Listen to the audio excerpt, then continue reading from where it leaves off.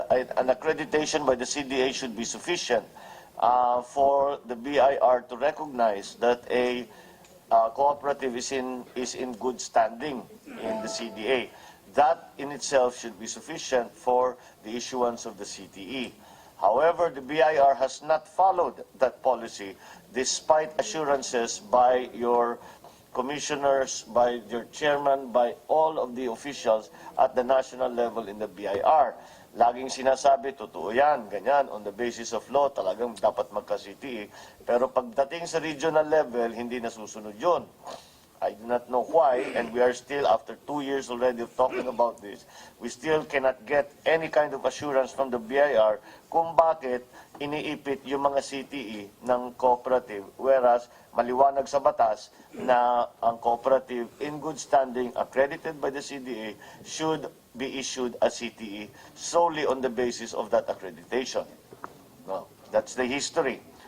But yet, again, we have come before, the BIR has come before this committee, the oversight committees, all of our hearings, assuring us that that is certain, that the accreditation from the CDA is sufficient, and yet the implementation has fallen far short of the assurances that the BIR has given us. Yan ang problema. That is why we need to know. Can you make a call to your office or something? We need to know this. This is important.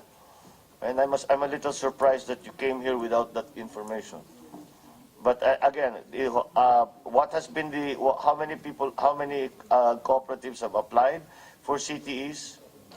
How many have, well, you told us how many have been granted and what the problems were. So while you try to acquire that information, we'll proceed with Congressman Paez's interpolation. Attorney Camba, you have to understand the impatience of the members of the committee, because every time we have the BIR in front of us, you are assuring us all the time that the process has been streamlined, that you are going to instruct and send memoranda to your people at the regional and the local level that this is the policy of the BIR, and yet hindi nasusunod. Now,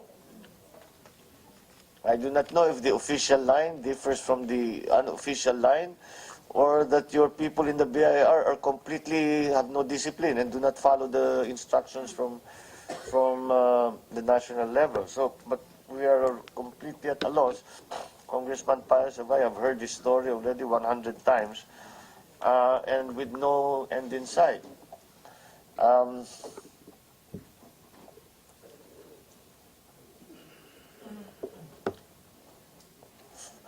The issue of the removal of the tin as a requirement, the provision of the tin number as a requirement, is a case in point. That you say that the policy of the BIR is that it is no longer a requirement, and yet at the ground level it is a requirement, because yun pa rin ang hinihingi sa mga cooperative as part of the documentary requirements. Attorney Gonzales, maybe you can help us with this, because this has become a circular argument that we have been going around and around, and I'm talking about not just 1 or 2 hearings, but for years now, for years, starting from the previous Congress to this Congress, and there doesn't seem to be, I mean, I understand that the BIR has a very aggressive tax collection policy, to the point that you are beginning to accuse all kinds of sectors of being tax cheats without much evidence. But nevertheless, this is still a legal guarantee, a guarantee that's enshrined in law. And can you help us with this problem? How do we get around this apparent disconnect between your stated official policy and what is actually being done at the grassroots level when dealing with cooperatives? I don't begin. Mr. Chair, I'm about... We have had these discussions Yeah. so many. Can we hear from the BIR? Ano ba talagang sitwasyon dito? Ano bang gagawin ng mga cooperative para magkaroon ng city na meron naman silang, as I said, it's enshrined in the law. Do you want us to encourage the cooperatives to test this in the courts? Yung bang gusto ninyo? Because we can do that too. We don't want to do it. Because the cooperatives want to get on with the business that they get on with. They don't want to be going to court and hiring lawyers and going through a very long legal action. But if that's the only option we have left to us, that's what we will do.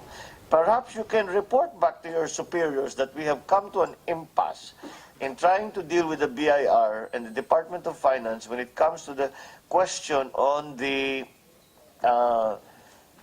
tax,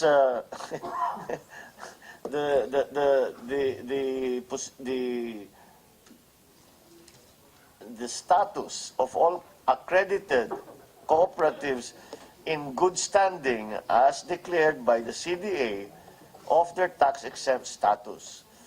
Because if nothing is already done, we have appealed at every level.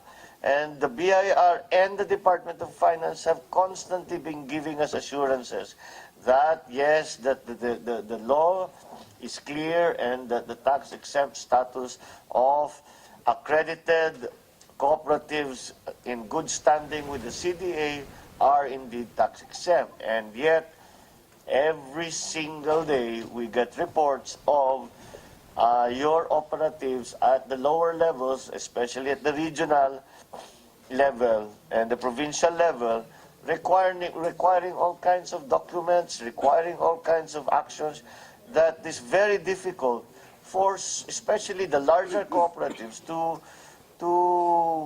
comply with. And they are not, these are requirements that you make that are not in any IRR, in any law that we know. So,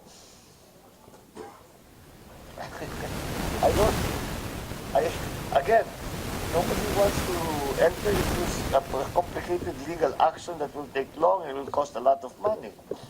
But if that's all that's left to us, then that's all that's left to us. Because with that, Mr. Chair, we can declare for moratorium. In other words, all cooperatives should not be harassed by BIR on the basis of just this TIN requirement, the TIN requirement.